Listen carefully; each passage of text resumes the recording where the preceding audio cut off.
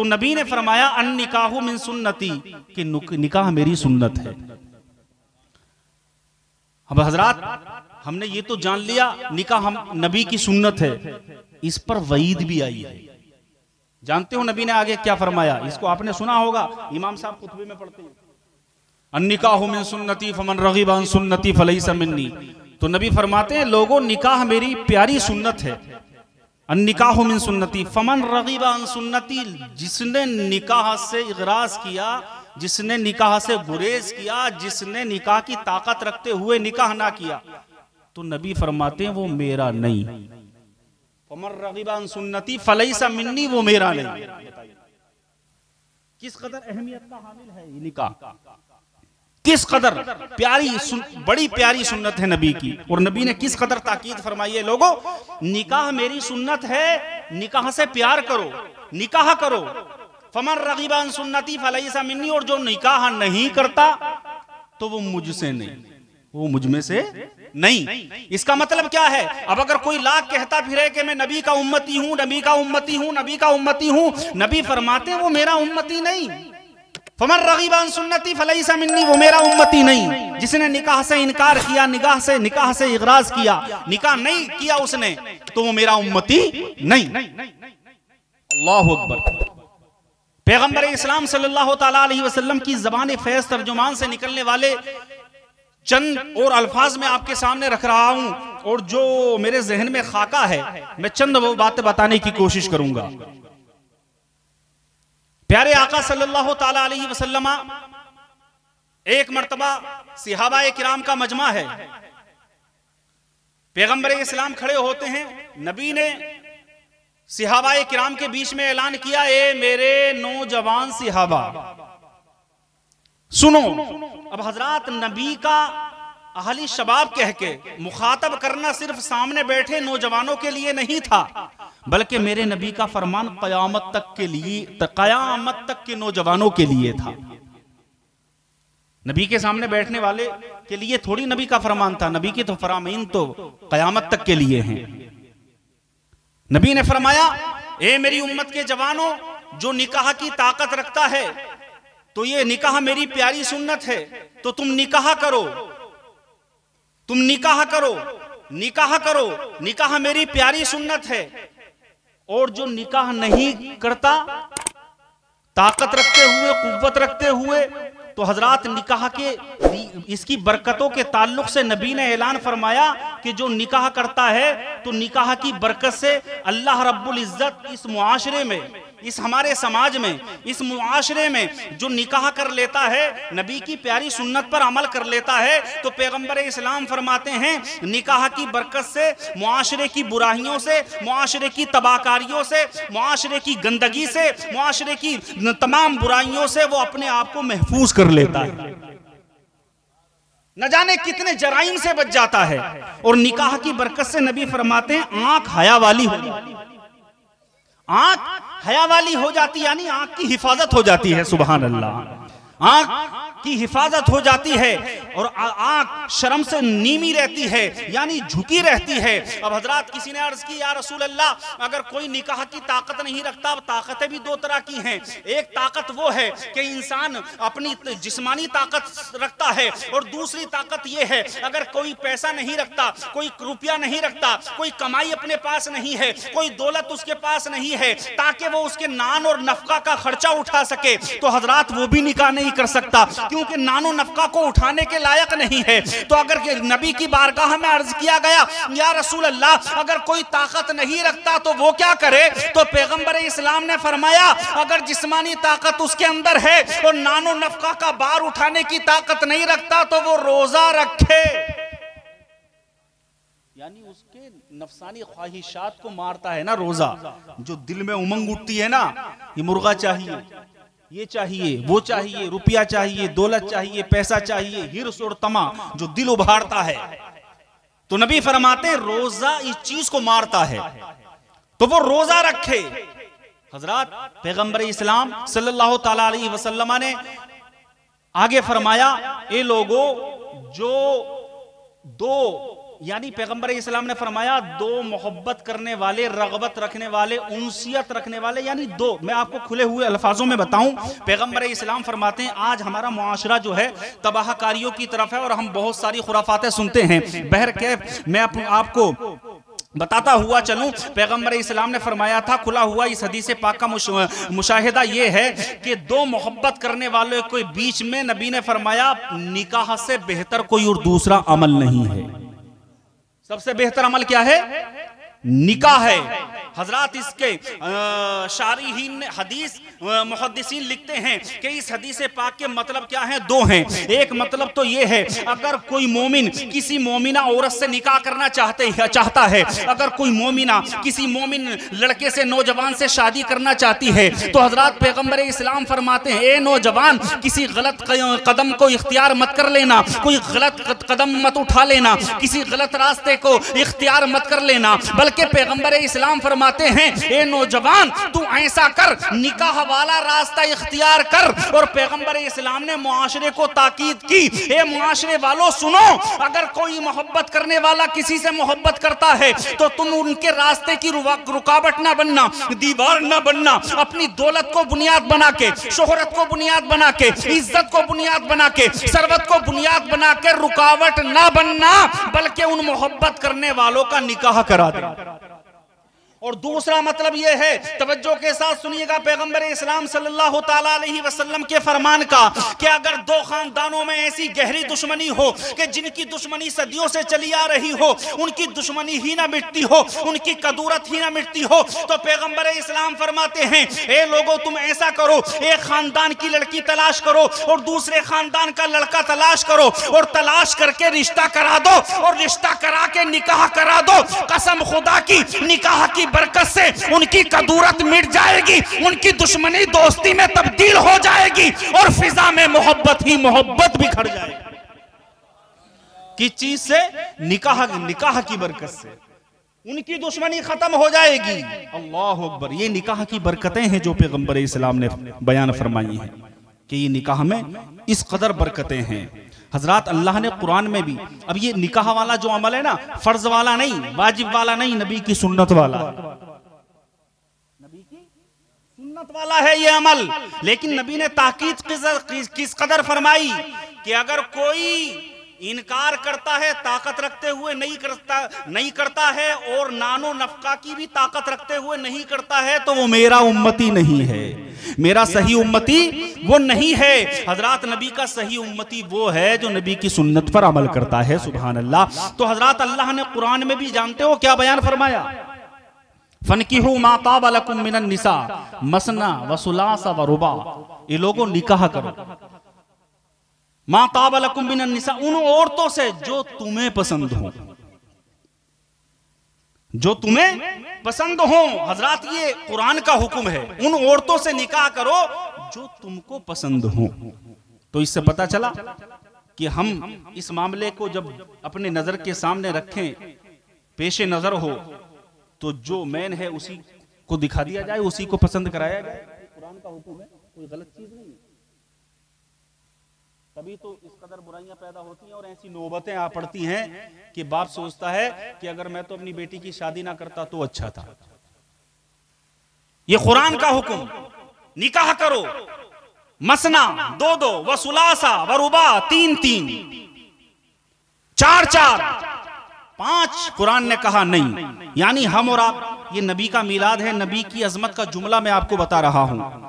हमारे लिए हुक्म है, कुरान ने हुक्म दिया है निकाह करो 2-2, 3-3, 4-4 निकाह करो। आगे कुरान कहता है ला तादिलू, अगर तू ताकत नहीं रखता तो एक ही किफायत करेगी, एक ही पर इत्तफाक कर, एक ही फायदा पहुंचाएगी, एक ही पर इत्तफाक कर ले। मगर कुरान ने हुक्म तो 4-4 का दिया है ना तुम्हें। कुरान ने कहा है मसना व सुलासा व रुबा, लेकिन एक पर इत्तफाक कर ले। ला तादिलू, अगर तू इसकी ताकत नहीं रख सकता। लेकिन ककराली के मुसलमानों जानते हो, ये तुम्हारे लिए है, मेरे लिए है, ये हम उम्मतियों के लिए है। लेकिन नबी के लिए जानते हो क्या हुक्म है? नबी के लिए हुक्म ये है कि नबी एक वक्त में जितना चाहें अपने निकाह निकाह में बीवियां रख सकते हैं। हजरात हमारे लिए 4 का हुक्म है, लेकिन नबी के लिए कोई पाबंदी नहीं। तो नबी की अजमत का जुमला यह है कि इस बात से पता यह चलता है कि उम्मती और होता है, नबी और हुआ करता है।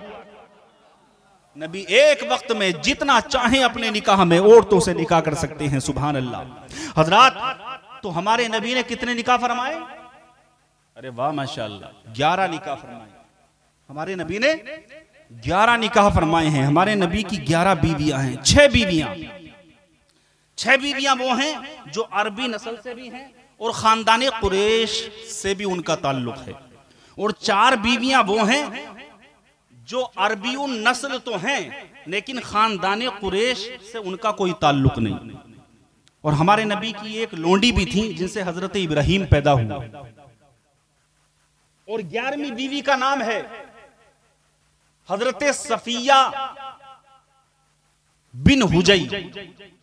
ये हमारे नबी की 11वीं बीवी हैं। इनका ताल्लुक ना खानदान कुरैश से ना अरबी नस्ल से है, बल्कि इनका ताल्लुक है बनी इसराइल से। ये अरबी नस्ल नहीं, ना खानदान कुरैश, बल्कि इनका ताल्लुक है खानदान बनी इसराइल से। हजरात मैं आपके जहन को और करीब करूं। हजरात अपनी माँ हजरत सफिया की ये बात मैं आपको बताकर नबी का जो पहला निकाह हुआ है उस पहले निकाह पर जरा थोड़ी देर रोशनी डालूंगा। सुभान अल्लाह। हजरात हमारी माँ सारे मोमिनों की माएँ हैं, नबी की जो बीवियां हैं सारे मोमिनों की माएँ हैं। अब हजरत माँ सफिया के ताल्लुक से हजरात जो मैं बताने लगा हूँ, हजरत सफिया ना अरब से हैं ना मुल्के ना हजरात इनका खानदान कुरैश से कोई ताल्लुक है। अब एक दिन क्या हुआ, जो औरतें होती हैं वो आपस में गुफ्तगू करती हैं, न जाने कौन कौन से तबसरे करती हैं। तो नबी की जो औरतें थी, जो हमारी माएँ थी, वो भी आपस में गुफ्तगू कर रही थी। तो हजरत सफिया भी वहीं बैठी थी। उनके सामने जानते हो उन्होंने क्या कहा? कुछ बीवियों ने कहा और कहना शुरू कर दिया कि अल्लाह का शुक्र है हम तो खानदान कुरैश से ताल्लुक रखते हैं, हम तो अरबी नस्ल से ताल्लुक रखते हैं, मगर ए सफिया तेरा तो ना अरबी नस्ल से है ना खानदान कुरैश से कोई ताल्लुक है, तू तेरा ताल्लुक तो बनी इसराइल से है। हजरत मेरी तेरी माँ हजरत सफिया ने जब सुना ना तो उनकी आंख में आंसू निकला, उनके दिल को तकलीफ पहुंची। वो वहां से उठी और उठने के बाद नबी की बारगाह में पहुंची। पहुंचने के बाद जब पैगंबर इस्लाम की बारगाह में जाती हैं, पैगंबर इस्लाम ने उनकी आंख में आंसू तैरता हुआ देखा ना तो मेरा तेरा नबी कहता है ए सफिया बता तेरे रोने की वजह क्या है, आंसू क्यों बहने लगा है? हजरत सफिया अर्ज करती हैं या रसूल अल्लाह जो आपकी बीवियां हैं ना, जो आपकी औरतें हैं, उन्होंने मुझे ताना दिया है और उन्होंने अपनी बड़ाई बयान की है। कहा क्या मतलब, कैसी बड़ाई? हजरत नबी ने तो दुनिया को यह पैगाम दिया है कि लोगों इन्ना अकरमकुम इंदल्लाहि अत्काकुम, अल्लाह के नजदीक वो है सबसे महबूब वो है जो ज्यादा तकवे वाला है, जो ज्यादा मुत्तकी है, जो ज्यादा तकवे वाला है। जो नबी सारी दुनिया को तकवे की बात बताने के लिए आया है वो अपनी बीवी के बारे में ऐसी बात कैसे बर्दाश्त कर सकता है? वो नबी अपनी बीवियों के बारे में ऐसा जुमला कैसे कब पसंद कर सकते हैं? हजरत सफिया अर्ज करती हैं या रसूल अल्लाह आपकी बीवियों ने मुझे ताना दिया है, आपकी बीवियों ने मुझसे कहा है हमारा खानदान कुरैश से ताल्लुक है, हम अरबी नस्ल से भी हैं। कहा अच्छा ये बात है। कहा ये सफिया जाने के बाद जिन कदमों से चलकर आई है ना इन्हीं कदमों से वापस चली जा, और जाने के बाद उन सबके सामने बबांगे दहर डंके की चोट पर ऐलान कर और जाकर उनको बता दे कि मेरी भी नस्ल कोई तुमसे कम नहीं है, मेरा भी मर्तबा कोई तुमसे नहीं घटा है। कहा कि जाकर कह दे। तो हजरत सफिया जाती हैं और जाने के बाद उन माओं के बीच में जाकर नबी की बीवियों के बीच खड़े होकर ऐलान करती हैं कि नबी ने मुझे कहा है कि मैं तुम्हारे बीच खड़े होकर तुम्हें बता दूं। कहा क्या? कहा मेरी शान भी तुमसे घटी नहीं है, इसलिए कि मैं एक नबी की बेटी हूं और एक नबी की भतीजी हूं और ये सारे नबियों की बीवी, नबियों के सरदार की बीवी हूं। सुभान अल्लाह। सारे नबियों के सरदार की बीवी हूं। पैगंबर इस्लाम का इशारा हजरत मूसा की तरफ था और हजरत हारून की तरफ और खुद अपनी जाते पाक की तरफ था। सुभान अल्लाह। तो हजरात ये हजरत सफिया भी हमारी माँ हैं, नबी की अज़वाज मुतहरात में से हैं, अजीज़ान मिल्लत इस्लामिया। और जो हमारे नबी ने सबसे पहला निकाह किया तो उनका नाम क्या है? मालूम होगा माशाअल्लाह, आपको सुनते रहते होंगे, जो सारे मोमिनों की माँ हैं और बहुत बड़े अजीम मर्तबे पर फाइज हैं, उनका नाम है हजरत खदीजतुल कुबरा बिनते खुवैलद। हजरत खदीजा ये मक्के की इतनी मालदार औरत थी, इतनी मालदार औरत थी कि हजरत मक्के की सरजमीन से जितने ताजिरों के माल सफरे तिजारत पर जाते थे तिजारत के लिए, तो हजरत सारे ताजिरों का माल एक तरफ और हजरत खदीजा का माल एक तरफ, फिर भी सबसे ज्यादा होता था। इतनी बड़ी ताजिर थी, और सिर्फ अरब ही की सरहद पर मशहूर नहीं थी, वहां तो मशहूर थी, लेकिन दूसरे मुल्कों में भी हजरत खदीजा को लोग नाम से जानते थे। इतना माल था हजरत खदीजा पे, इतनी दौलत, इतनी सरवत और इतना तिजारत का सामान, इतनी चीजें हजरत खदीजा के पास। और हजरत खदीजा को लोग जानते हो सिर्फ ताजिरा की हैसियत से नहीं पहचानते थे, बल्कि हजरत खदीजा को लोग कहते थे ये तैयबा है, ताहिरा है, पाक बीवी है। उनकी पाकी का भी बहुत चर्चा होता था, उनकी शराफत के मक्के की सरजमीन पर डंके बजते थे, लोग उनको पाक बीवी कहकर बुलाते थे। इस कदर अल्लाह ने शोहरत अता फरमाई थी। मुसलमानों, नबी फरमाते हैं ना कि जब एक इंसान शादी करता है तो क्या चीजों को देखता है, कितनी चीजों पर नजर जाती है उसकी? 4 चीजों पर तवज्जो है, परेशान तो नहीं, उकताए तो नहीं। 4 चीजों पर, एक क्या? माल, दूसरा खानदान, तीसरा हुस्न व जमाल, तीसरा चौथा उसका बैकग्राउंड। नबी फरमाते तू मेरा उम्मती है, मैं तेरा नबी हूं। खानदान देखना है ना तो खानदान पे मत जाना, अल्लाह के नजदीक वो खानदान अच्छा है जो ज्यादा तकवे वाला है। उस खानदान पर मत जाना कि बड़े बड़े उसमें गयूर लोग हैं और बड़े बहादुर हैं, बड़ी बात वाले हैं। ये देखना कि नबी की बात वाले भी हैं कि नहीं। और दौलत, नबी फरमाते मेरे उम्मती दौलत पे मत जा, अल्लाह ने जितना मुकद्दर किया होगा तुझे मिलेगा, मिलकर रहेगा। और जितने भी दौलत वाले हैं ना, बहुत दुनिया में दौलत वाले आए, उनकी भी 1.5-2 मीटर की खबर है, ज्यादा लंबी चौड़ी उनकी भी नहीं है, ज्यादा बड़ी नहीं बनती है, अलग स्पेशल में नहीं बनती है। हजरात, मैंने एक क्लिप देखी कि जिसमें साउथ अफ्रीका में एक नौजवान, उसको डॉक्टरों ने लिमिटेड वक्त दिया, कैंसर की लास्ट स्टेज पर था वो, तो उसे पता चल गया तकरीबन कि वक्त आन पहुंचा है अपना। वो था नौजवान, कारोबार इतना बड़ा, बहुत बड़ा, गाड़ियां, बंगले, प्रॉपर्टी। तो उसने सोचा यार वक्त तो करीब है, क्या करना? तो उसने फैसला किया, अच्छा जब खुदा की कुदरत का इशारा है तो जो करना है वो ही कर दो। हजरात, उसने एक मस्जिद बनवाई, अस्पताल बनवाया और एक सोसाइटी कायम की गरीबों को मदद करने की। और जितनी भी अपनी सारी जो मिल्कियत थी ना, कारें वारे सब बेच के मस्जिद में लगा दी, अस्पताल में लगा दी और लोगों को, गरीब लोगों को देने में लगा दिया, सर्फ कर दिया। उसका इंतकाल भी हो चुका है। उसने कहा कि खुदा का शुक्र है कि अल्लाह ने मुझे कैंसर जैसी बीमारी दी, उस बीमारी के आने से मैं अल्लाह के नजदीक हो गया, मैं अल्लाह के करीब हो गया, मुझे अल्लाह का कुर्ब हासिल हो गया कि जाना तो कल भी है, आज भी जाना है, बचना तो कोई नहीं है ना।